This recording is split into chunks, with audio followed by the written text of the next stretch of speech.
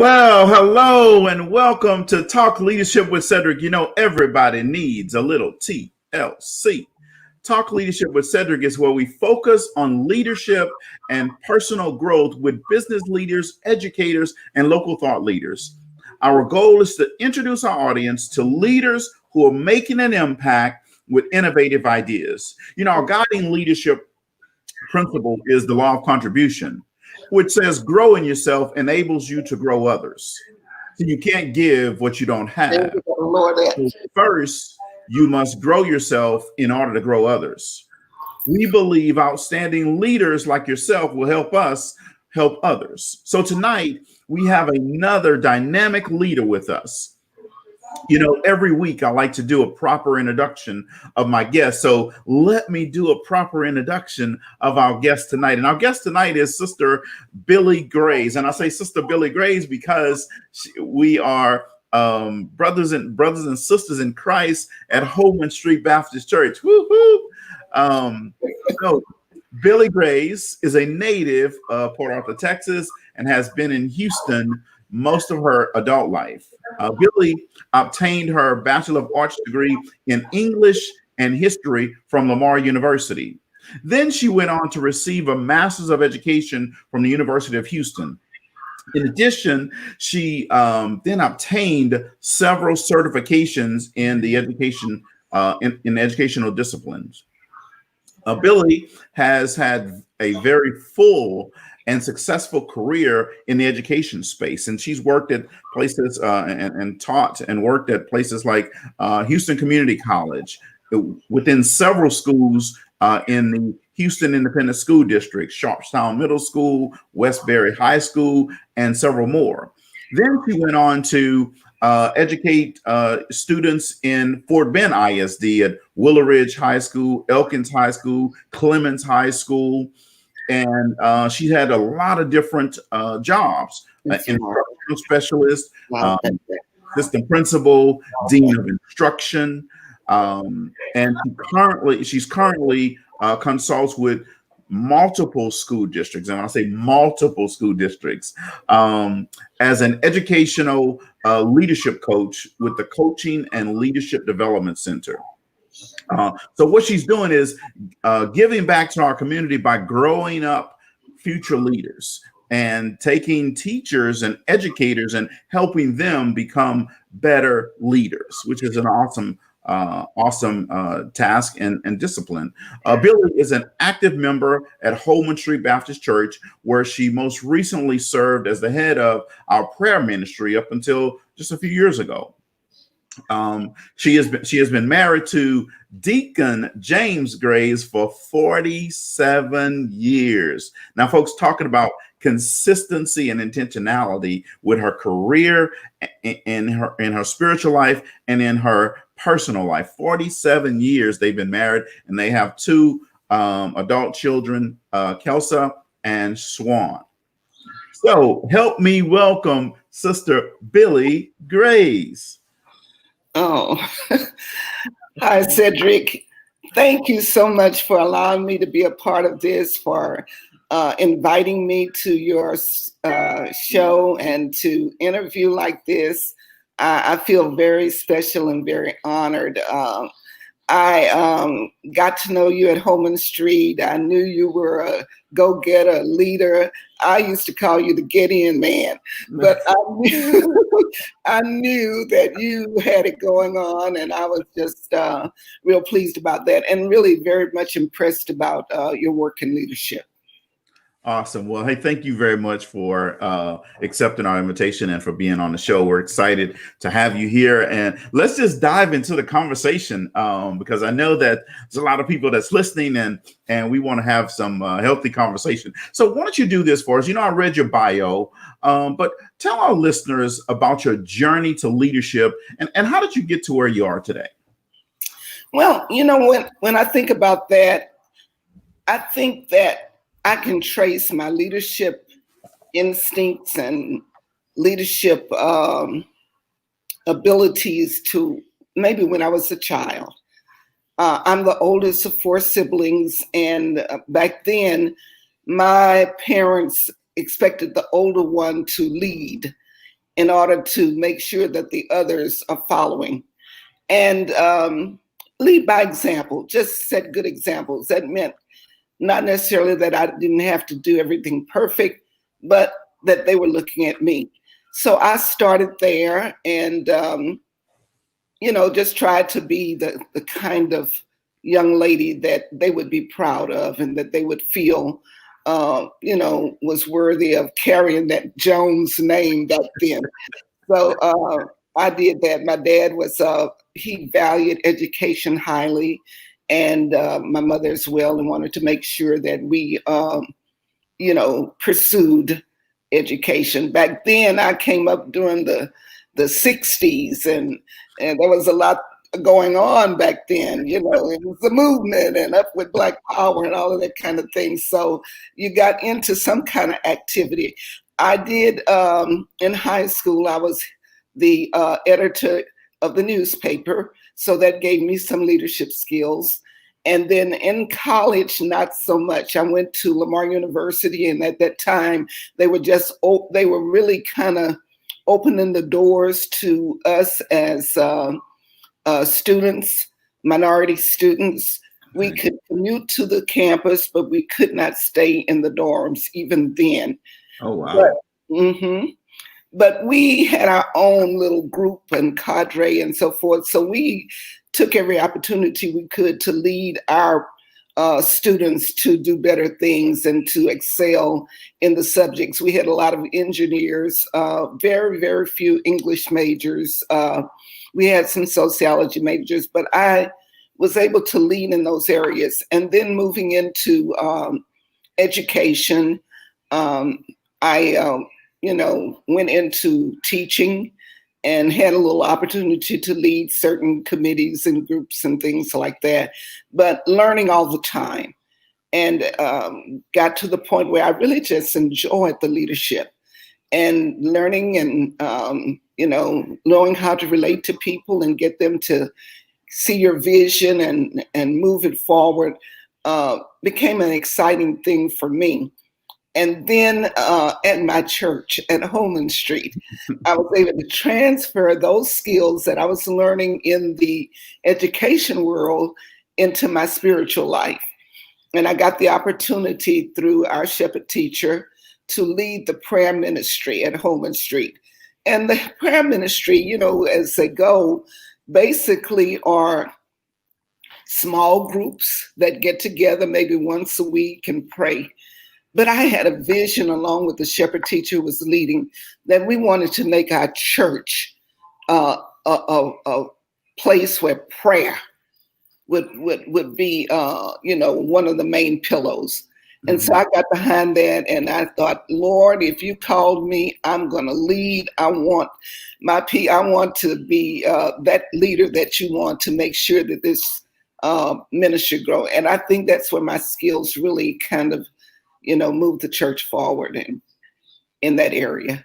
Wow. Well, that's awesome. So, something you said early on, I want to circle back to, because, it's amazing. You talked about back when you were in college in the civil rights movement back then. And, of what, in light of what's happening today, right? It's almost like it's come full circle, right? Yeah, absolutely. Absolutely. Yeah, we see the movement again in a different form, in a different way. Back when we were in the civil rights struggle, we were strategic. We knew what we wanted. We wanted voting rights. We wanted to have our voice heard. We wanted to feel like we were somebody on Lamar's campus then. Like I said, we had a group of maybe about 50 students. And, we grew as we were there. It's 4-year tenure. And we did not have much of a say. We went to class. We gathered in the student union. We gathered in the library to study. We had our social events basically away from campus. We were integrated in the classroom. But outside of that, not much, No. with the majority students. So we had to make our own way. But those of us who made the cut, in other words, went through, all of the things that we needed to do with the testing and the probationary period, and that we were solid students. We knew what we were there for, and we committed to go the full 4 years. And but we had the movement on campus. I remember some activists came to the campus and, informed us what we needed to do, how we needed to do it. And it's different from, the young people today are different. They have a different strategy, I would say. Sure. And, so there's always going to be some differences, but there's a lot of similarities in that. It's amazing, but in 2020, we still struggle with equality. Absolutely. Right. And you said you guys were fighting for voting rights and equal access to things on campus, right? That's equality, right? And that's the exact same thing that we're still fighting for today. Now, the methods by which we go about it are a little bit different, and that's okay, because sometimes new methods and new ways of doing it helps move the movement along in a different way, right? Yeah, absolutely. Wow, that's awesome. Well, I didn't even plan to have a history lesson today, but Well, I tell you, when you grow up in the 60s and you get that kind of involvement, and you get that kind of action, it just becomes a part of you.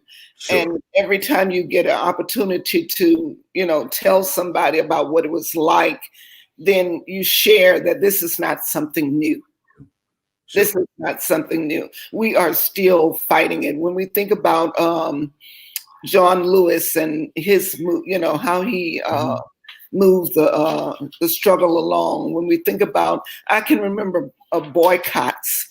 I actually taught during what we call the desegregation time. It was called the crossover, where the teachers from my campus crossed over and taught at the predominantly white school. And then those from the predominantly white school were to come to my school, which was, majority Black. And they sicked out, so to speak. They didn't come. Well, we didn't have a choice, because we had a job to do. Yeah. And we needed to earn money. Yeah. And so a responsibility and obligation, which is that right there, Sister Grace.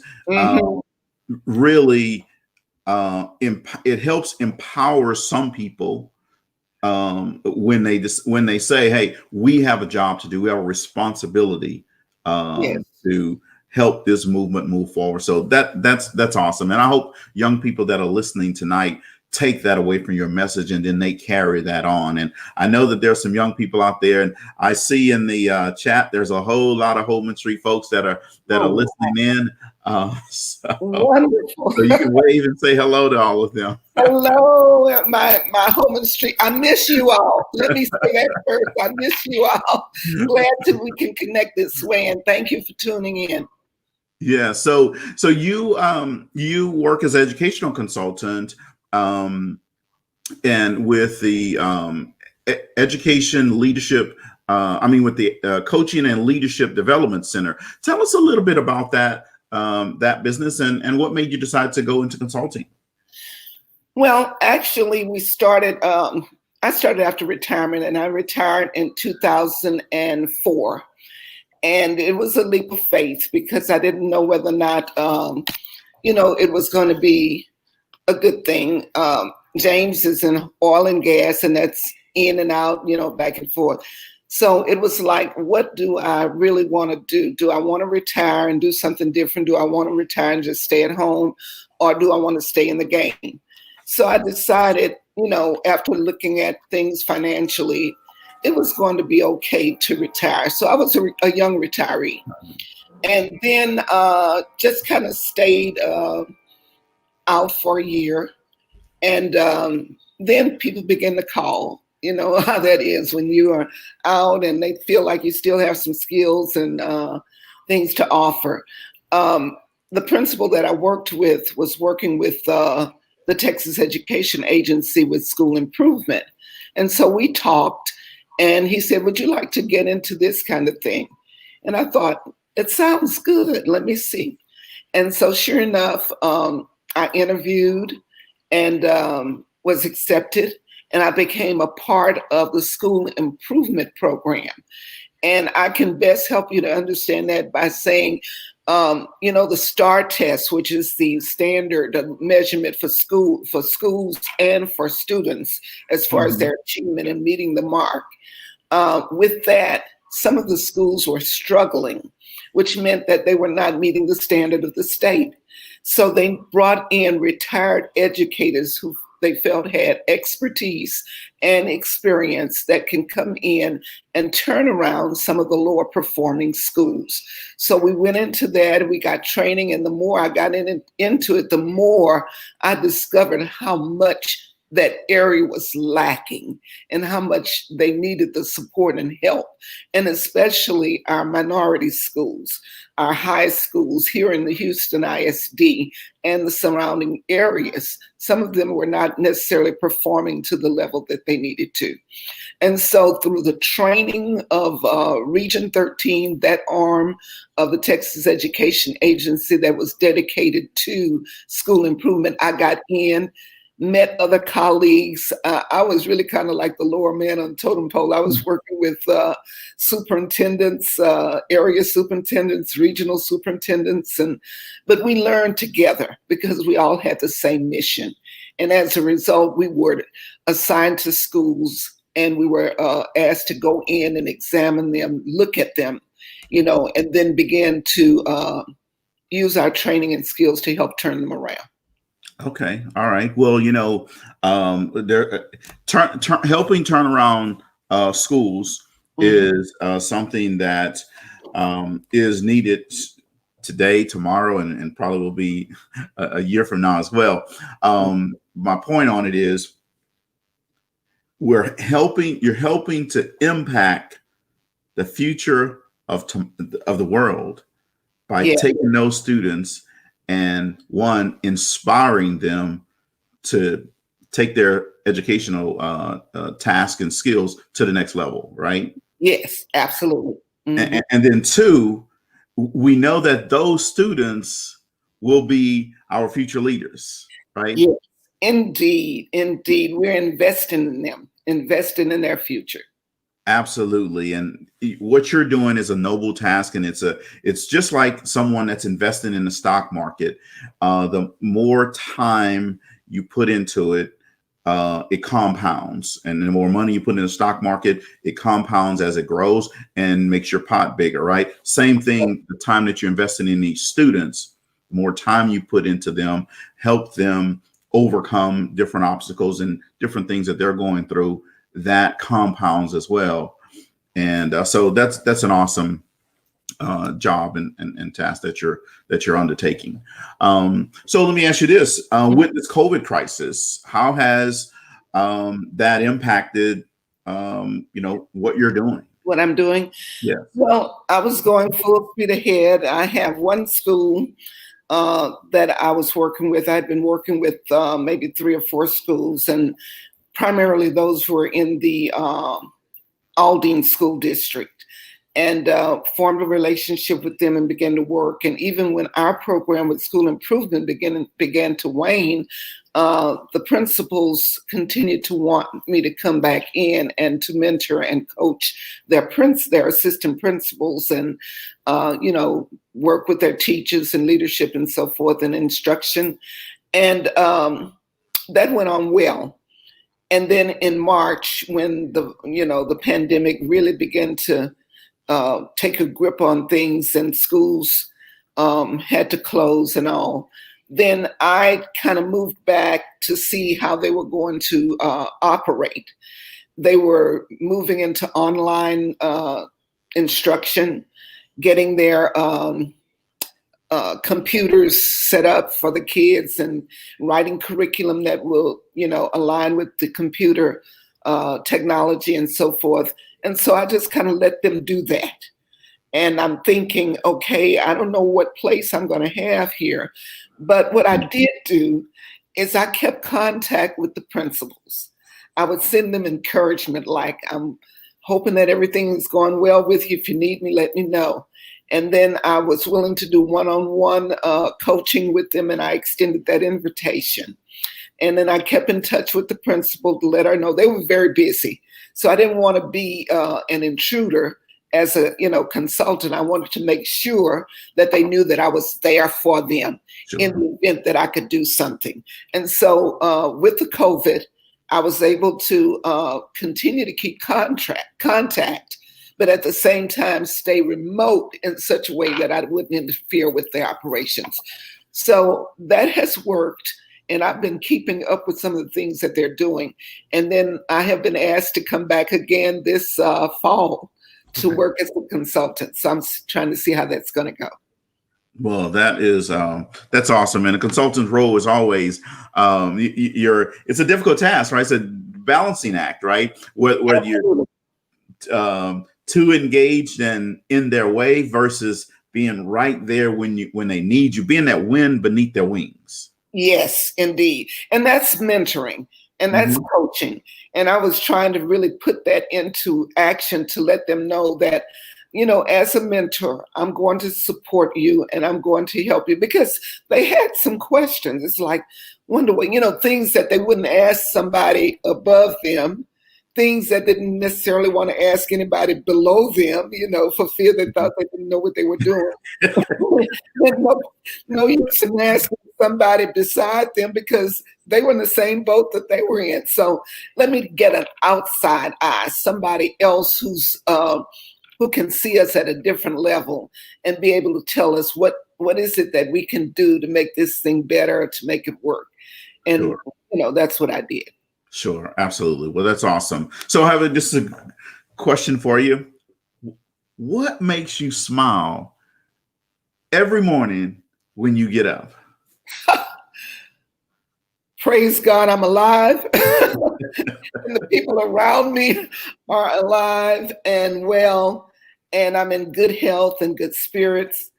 And I am able to grasp on to God's new mercies for me.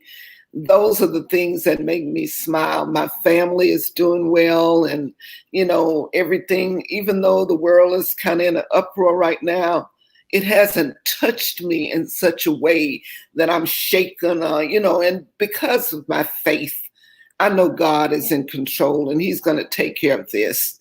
And it seems like a new thing to us, but things happen and that they've been happening for generations. But what makes me smile is, people like you who are continuing your work, and people in education that continue their work, and that we are still having our church services, even though they are remote. We can still participate. We can still, we just had a Zoom class session with our Sunday school students, and we were so glad to see each other. That made me smile. The teachers I work with, Sister Harris, Sister Burton, that makes me smile. I have a friend who is a prayer partner, Miss Rogers, Diane Rogers. She makes me smile. My family that's here, they make me smile. They're with me tonight. My girls who call me and keep me abreast of what they're doing, they make me smile so much to smile about. Well, that is the perfect answer. I couldn't script that answer any better than what you just did. And see, folks, what I want the audience to understand is, and I asked that question very intentionally on purpose, right? There are a lot of things that are going on. That this COVID crisis is going on. Some people have lost their job. Some people in my family and friends in Louisiana are out of their house right now because of a hurricane. There are a lot of things, people in bad relationships, there are people in addiction. All of those things are happening. But Sister Grace said she knows with all of that there's a higher power that is in place that helps her wake up every day and know that she can still smile. Yes. in the midst of all of that stuff, there's a storm coming to Louisiana by tomorrow or Wednesday. But every day you can get up and still smile and know that God is still on the throne. Get up every day and know that you have another day to live, to give, and forgive. Right? Yeah. That is awesome. Yes. I like that. And Deacon Ray Lee, he said, amen, powerful answer. So Deacon Ray Lee holds a Sunday school class with Macedonia, and I joined their class. And so if you're looking for a Sunday school class because you say my class is not meeting, Deacon Ray Lee hosts a Sunday school class every Sunday morning, 8:15 to 9:15 Central Time. Awesome, dynamic class. You're going to learn a lot. So reach out to Deacon Ray Lee or to myself if you want to know how to join that class. It's awesome session since COVID started. And I'm glad to hear that you said your class is doing Zoom sessions as well. Yeah, we just got together basically for a kind of fellowship time because we had missed each other. Sister Harris said, we need to do this. And I said, well, I'm with you and Sister Burton. And we decided we would do it. And I think they were happy that we did, reach out and touch them and let them know that we were thinking about them and we loved them. Well, that is awesome. So, leaders come in all different forms and they have different strengths, right? So what strengths do you think are important for those successful leaders? Well, several strengths come into play. And I think that what I have found really for myself as a leader is to learn how to build trust and relationships, to learn to get to know who you're working with, who you're leading, learn how to reach them and get them on board with your vision. Have a vision, have a plan, have a cause, and then get them to understand that through clear communication, here is what we need to do. Here is what it takes to do it. Are you in? And then realize that everybody is not going to jump on board at one time. They want to see where you're going and they want to understand what the end results are. And many of them want to see what's in it for them. And so I think number one is building relationships and trust. I always believe that in order for me to do something and to get somebody going with follow me is to have a passion for doing it. I had a passion for leadership in prayer ministry. I had a passion for leading administrators to do their very best. It was just such a part of me. And when I thought about why I was like that, I remember everyone who really influenced my life, from teachers to co-workers. I could see the passion in what they were doing. They believed in it. They felt like it was a worthy thing to do. And so I'm believing that passion goes along with it, commitment, strong suit. And again, I say communication, both written and oral or verbal communication is important. Make sure you're clear in what you want to say and what you want to do. Be willing to take some risks.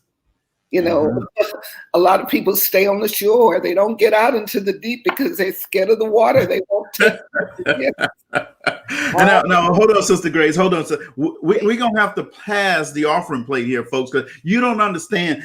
Sister Grace, I was about to call you Deacon Grace. Sister Grace is preaching here. She said, trust, passion, relationships, influence, belief, commitment, communication, be willing to take risks. All of those things are characteristics of great leaders. We got to pass the offering plate, Sister Grace. We just have to. That's just too good stuff right there. Wow. Well, that's what built me. That's what helped me. Yeah. And it wasn't all of a sudden. Those are things that I realized as I went along, sometimes you go in a direction and you realize, this is not feeling right. Let me get over here and move in this direction. And then for me, I had a mentor. And my mentor was Shepherd Teacher Johnson. I mean, we would spend time together planning for these conferences. We did 10, 11 prayer conferences, and we had to do planning that was really kind of above my skill set at one point, but I got in there and I learned, and he would always push, push, push. Now, Sister Billie, you got to do so and so. Sister Billie, and sometimes I'd go away huffing. And I say, Shepherd wants me to do this and that. But I always knew I needed to deliver. So I went back and I did it. And usually he'll give me a check mark. That's what I'm talking about. That's what you need to do, So he really was my spiritual mentor. And I had some other mentors in the educational field that, I look back on, teachers and all. But I think right now I find myself more of a mentor than actually having one for myself.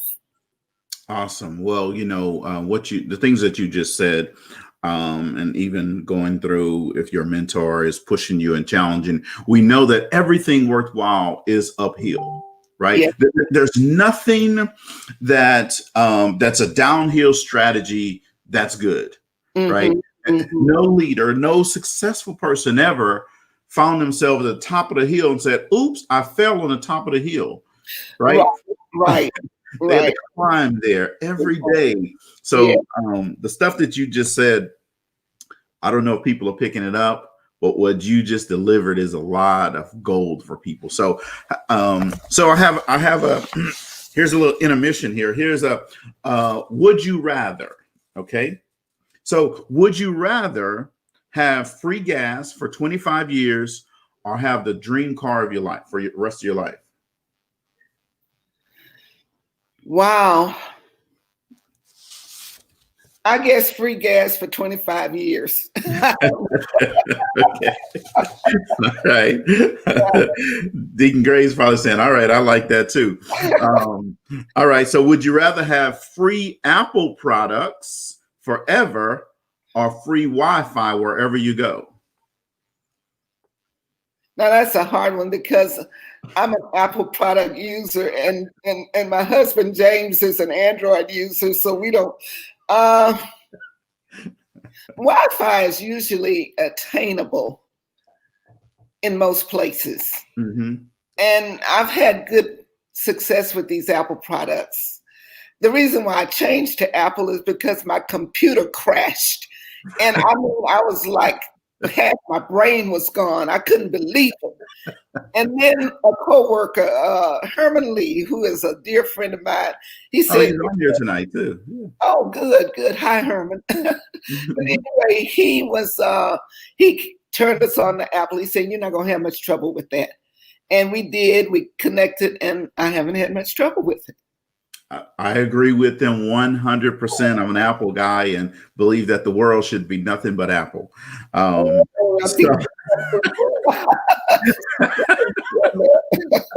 They even said when you go to school, an apple a day keeps the doctor away, right?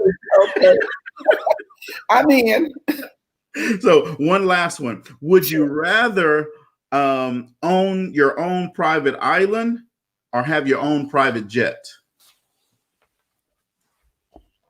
Wow, Cedrick, that's a hard one.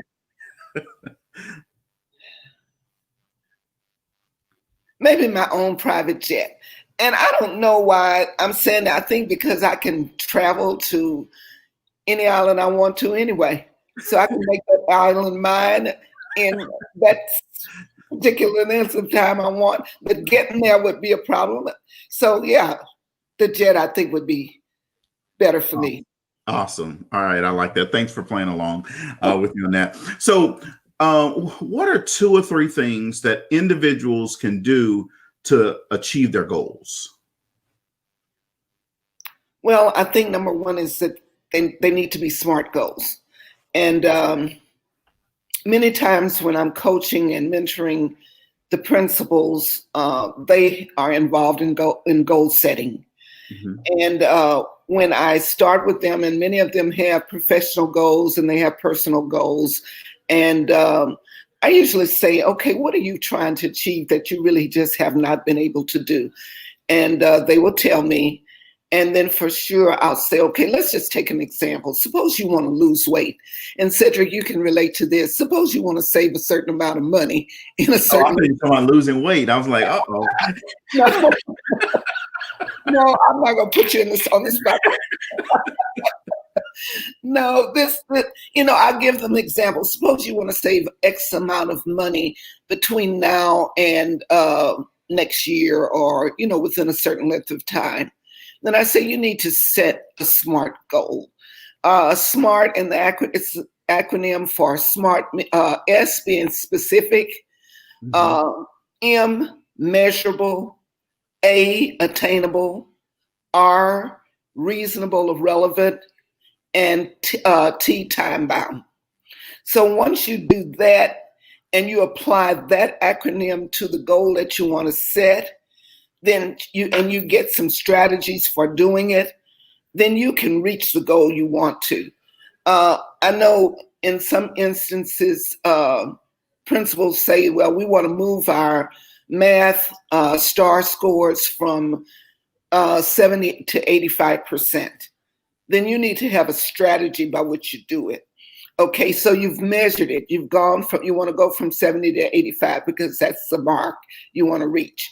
Okay, and then the next thing you want to do is make sure it's reasonable. You haven't said I'm going to 100%, but I want to get to actually what the standard is. So it's attainable, and then it's reasonable, and then it's time bound. Between now and the next testing date, this is what we expect to be able to have. And so when you do strategic planning and goal setting like this, and you have somebody to hold you accountable, and that's what I do with the principals. Okay, come over here. Let me see where you are. And then most of them, okay, I'm trying to lose weight, but I'm not where I need to be. I ate a little bit more than I should have this or whatever. But, to keep them focused. Sure, absolutely. So Deacon Ray Lee is saying, "Wow!" It's on the screen. He's saying, "Wow," because a part of his Sunday school lesson on Sunday was SMART goals. Okay. In relation to the scripture that we were going over. So yeah, wow. Yeah. That's good. Yeah. He's a dynamic guy. I love him a lot, and he's just wonderful. Absolutely. Yeah, he's awesome. He's a great teacher as well. So that's why his class continues to grow. So we're looking for more people to join in, and he has people from California to New York down to Florida and the great country of Texas. Now, Texas, I just want you to know, Florida is still beating us out by just a little bit. We close that margin all the time, but we need more Texas people so we can show Florida how we do it here in Texas. So 8:15 Sunday morning, get with myself or Deacon Ray Lee, and we'll give you the link to get into his class. So Texas, let's show up and show out. All right, now Cedrick, you're gonna have to watch that. You got Homer Street over here. We got to get in session pretty soon. Now they're gonna be talking about you. Well, until then, we're gonna support Deacon Ray Lee. All right, I gotta protect my Homer Street people. No, they're doing a great job. We want to grow like Ray Lee's class. Sure, absolutely. So, question for you. So, what is one of the most defining moments in your life? Oh, I guess there are several defining moments. I guess meeting James, it was one of the defining moments. I knew great answer. Great answer. That's real. That's real. Yeah, no, I know. That's real. Meeting James for sure, and then starting our life together. My two girls, I call them girls, my two young adult women who have gone on and done great things. I mean, just wonderful. My younger daughter, Swan, is in the wine industry and leading the way, and has been reached out to by the New York Times, and been published in quite a number of areas, and just doing it. They reached out to her to find out how she could bring more Black people into the industry, since this protest and movement is going on. So I'm proud of them. My daughter Kelsa, who is just a strong tower and working and doing well as a financial analyst for a company, she's doing well. They one is in Atlanta, the other is in New York, and I'm just proud. I don't see them every day, but that's their defining moments.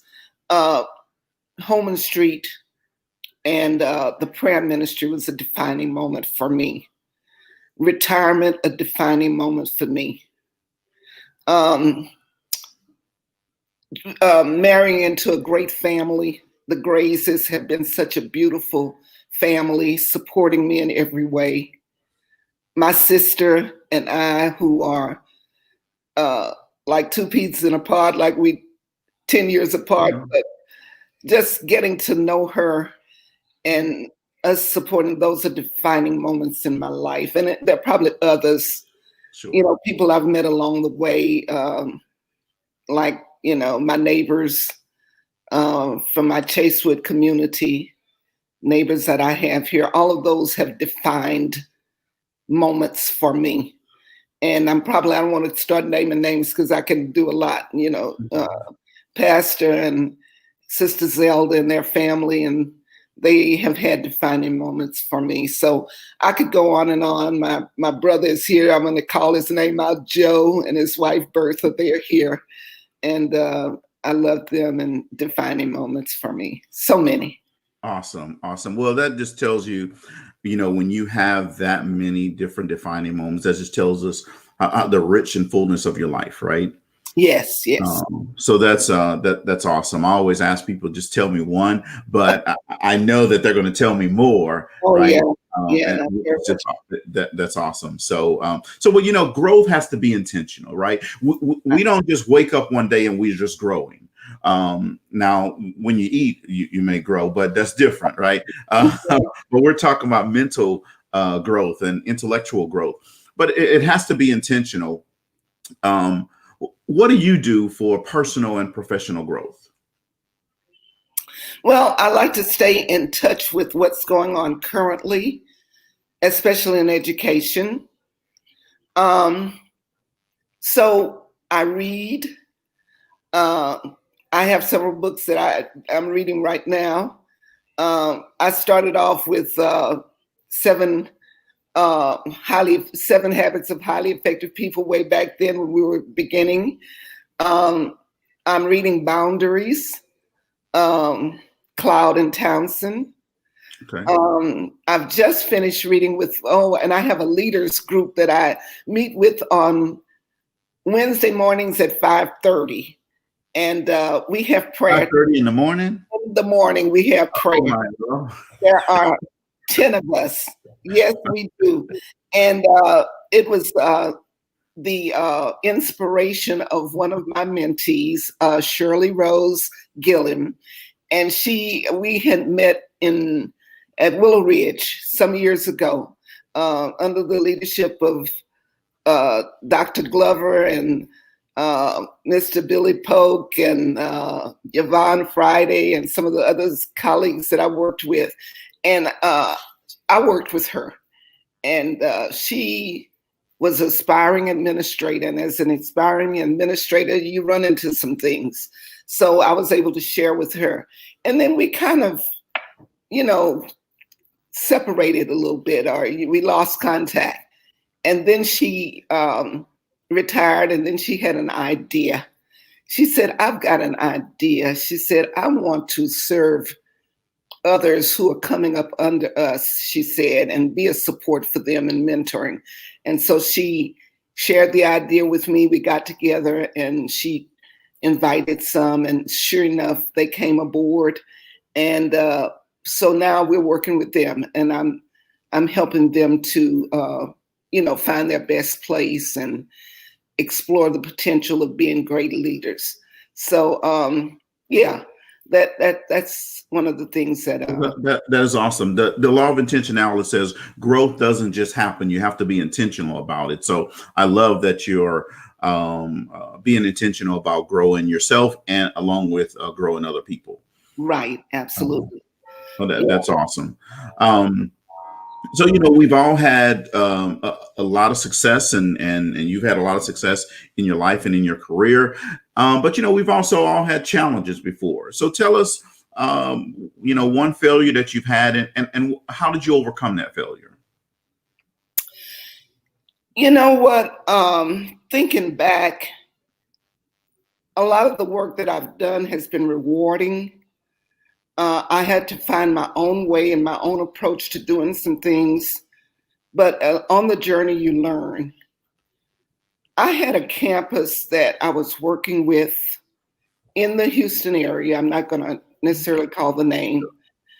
And I was assigned to the campus, and I went and I did the analysis, looked at them, examined their systems, their educational programs, and so forth. They were low performing. They did not meet the mark.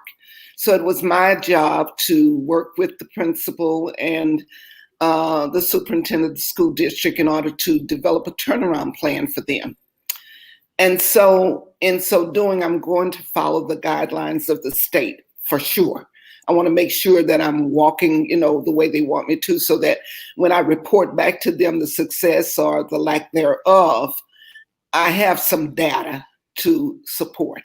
Sure. So I went in to visit the school, and when I did, I could see some of the things. You can pick that up by walking in the door. You can sense some things if you have the experience you need to go in.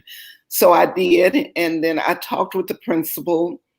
I talked with some of the teachers, just getting a feel for the campus and what was going on. And then I needed to talk with someone at the district level. And then when I did do that, I found out that there were some things that, that person needed some support in. And so I began to ask questions. But I guess in the way I was doing it, she felt intimidated. And that's not the way I like to approach anything, but I was just really kind of like, it shouldn't be this way. I think we can do some things together to help. But it was almost like, she felt like I was playing her down, making her feel like she was not up to the task or whatever. Sure. And so the approach. So I tried to turn that around, clean it up, make it better. But it never did work out.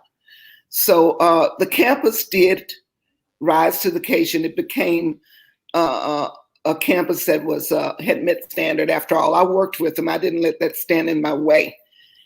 But at the end of it, I decided that I'm going to give the campus over to one of my colleagues and let that person go along. I just did not make the right relationship connection. I went in just really kind of upset with how things were, thinking that they could have been better, and maybe let me see what I can do to fix this. And using the wrong approach helped me to learn that you got to develop relationships with people, understand what's going on, where they're coming from, and then go in and try to work with them, and then they will accept you. Because most people say, well, on a school campus, when you say TEA is coming in, are you representing TEA? It's almost like they're coming to write me up. Right. And they're trying to find things wrong, which was not I was resource, not compliance. Sure. So I think I failed in that effort to do what I wanted to do. Although the campus succeeded, I failed in my delivery. Sure. Well, and that, okay, I definitely get that, and that happens. And you're right. When people hear the regulatory body, whichever industry they're in, whether that's TEA, whether that's the FDA, whether that's the FCC, people tend to clamor up. And in those situations, leaders always will try to influence and inspire people, right? Right. Versus dumping on them, right? Because they already know that things are not working out great, right? And then dumping on them doesn't really help, right? Right. Well, that's good that you saw that and you still said, hey, you know what, I'm going to still work through this this challenge. So if our listeners wanted to stay in contact with you, how could they do that? Well, I do have a Facebook page. I'm not really very active on it because I get busy and then I want to see what everybody has to say about what is going on. So I try to limit my time there, but they can reach me on Facebook and my email. Feel free to email me if you have any follow-up questions to some of the things that we've been talking about. And you can text me or call me on my cell. I'm available and willing to help if you need some mentoring or coaching. Even with ministry work, I still am very closely connected with our prayer ministry, although we have two dynamic leaders who have moved on to carry it forward. I still am willing and able to do some things there. Actually, I'm in the process of doing some writing in that area, so hopefully I'll be able to share in that way. But those are my contacts. Wow. Well, so I see that Deacon Graves is earning some points tonight. He says, Billie Graves, my wonderful and spirit-filled wife. You're incredible. Oh, how wonderful. Deacon Graves putting the lines on. All right. I love that guy. He is why I am who I am. It's because he has been so supportive. I love him and I thank God for him. And for all of you who have touched my life in such a special way. I'm just delighted to be able to give back whatever I can. And all of those young folk who I mentored and who I tutored, I think about all of those homeless street and neighborhood people that I tutored. I am so proud of you. I'm thinking about Farice Joyner and Larry Williams, who were my students, who have been such a wonderful example of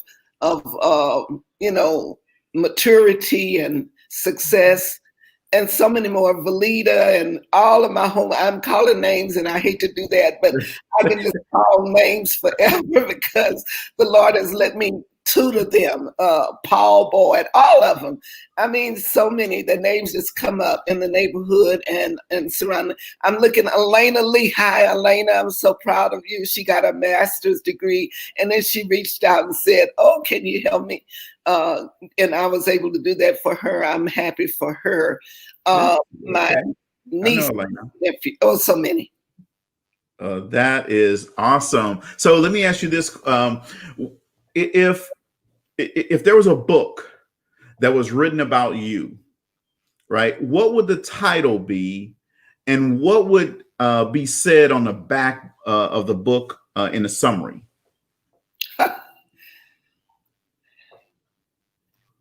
Wow, that takes a little thought. The Lord.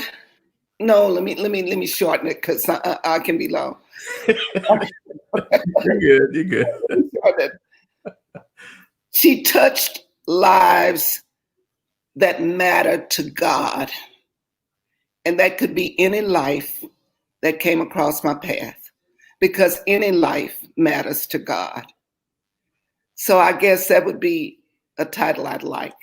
She touched lives that mattered to God. And what would the title be?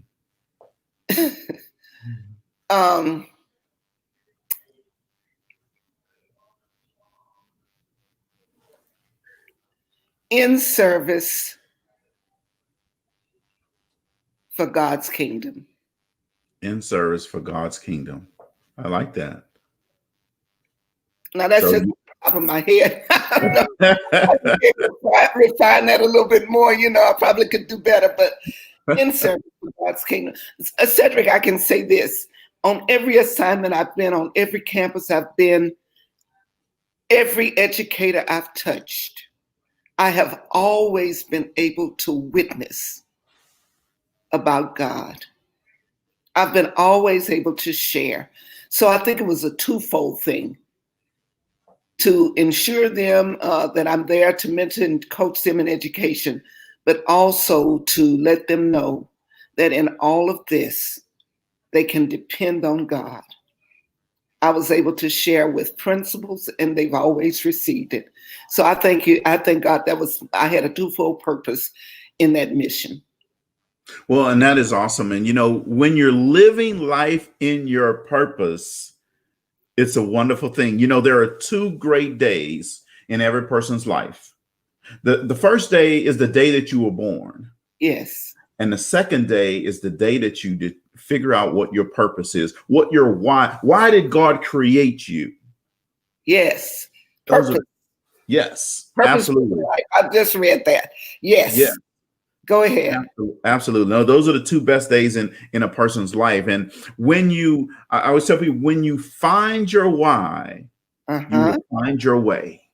Wow. You see, your why is your purpose.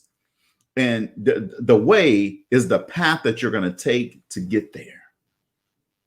Yeah. And always be in search of your purpose, your why. And here's folks, here's how you can get to this. 3 questions you have to ask yourself. And they're going to seem simple, but they're really not. They're deep. The first one is, what do I cry about? What keeps me up at night? What do I worry about? The second question is, what do I sing about? What brings me joy? What do I get excited about? Yeah. You see, some people say, do something that you would do for free. No, I tell you, take it a step farther. When you live in a purpose-driven life, here's what happens. Do something that you would do for free, but you do it so well that people will pay you to do it. Yes. Now, the third question is, what do I dream about? Mm-hmm. So what do I cry about? What do I sing about? And what do I dream about? When it's just you and your thoughts and you're dreaming about your future, what is it? Yeah. You see, when you can answer those 3 questions, you're going to find your why, your purpose, your passion. You're going to find that right in those 3 questions. There are 3 short questions, but they're very deep. Yes, they are. I'm sorry, I didn't mean to go off on that tangent, but I mean, that's wisdom. That's wisdom. I think it's worthy of being stated. Well, Sister Grace, I have thoroughly enjoyed. It's amazing. We've been on for 57 minutes, almost 57 and a half minutes right now. I thoroughly enjoyed you coming on the show, and I know that our audience enjoyed you having as well. Audience, if you've enjoyed this, I want you to type in the comments. Yes, just the word yes. That's it. YES. If you've enjoyed Sister Billie Grace today, just fill that up with yes. That's going to edify her. That's going to show her that you love her and that you enjoyed what she poured into you guys today. So just type in yes in the comments, and they're starting to roll in. Oh, wow. That is so nice. That's great. Thank you so much. Yeah, well, this is a God-given life and God-filled life, right? And those yeses are just rolling across the screen here. I'm excited for you. So I have one last question for you. So when it's just you and Deacon Grace sitting at home and you're just relaxing, what's the dessert you guys eat? Oh, I like banana splits. So we're going to eat some banana splits or butter pecan ice cream. Oh, I'm a butter pecan person myself. Oh, love that stuff. Yeah. So chances are that's what White House we've gotten. No, it's cherries and strawberry and cherries and homemade vanilla ice cream. We like ice cream. Okay. I like banana pudding too. I love that. Teresa Burton's 7-Up pound cake. I love that too. It's supposed to be one dessert, Sister Grace. See, folks, when you live an abundant life, there's never just one. Never just one. Let me say hello to my brother Donnie. Yeah, I know he's tuning in. I've mentioned all the family members. I want to make sure I say hello to my brother Donnie too. I love you, boy. That is awesome. And so, folks, let me do a few closing announcements. So thank you very much, first of all, for tuning in for Talk Leadership with Cedrick. We're here every Monday night at 6:30 Central Time. Tune in. We always look forward to having you tune in. Tomorrow night, on Tuesday night, we also have Talk Leadership with Cedrick. It's at 5:30 Central Time, and we'll have Miss Robin K. Butler, who will be on the show. And then God has blessed us that I started COVID. I had no shows on the air. Now I have 4 shows that are on the air. Monday nights at 6:30, Talk Leadership with Cedrick. Tuesday nights at 5:30, Talk Leadership with Cedrick. Then a group that I'm a partner in, we got invited to join 2 million subscribers on this page called Empowered Living. And every Tuesday night at 6:30 Central Time, we have a live show. And tomorrow we'll be inviting one of my personal friends. He's a vice president of sales for Cardinal Health. Kenneth Thornton will be our guest on that show tomorrow night. It's called the Black Entrepreneurs Institute. And we teach Black entrepreneurs how to grow their money and their business. So tune in for that on Tuesday night, and then see how the power of God works. I got invited to have my own radio show, and I wasn't planning for that. I wasn't thinking about that. I didn't even want a radio show, but I got invited. So now Talk Leadership with Cedrick is on weekly on the radio, and we're in 115 countries right now. So it's just been a blessing. Every Thursday at 4:00 Central Time on the IBGR network, you can hear me there. But here's my last thing that I want to leave with you tonight, folks. And thanks again for tuning in. If you're not on the if you're not at the table, you're on the menu. Don't be on the menu. Good night, folks.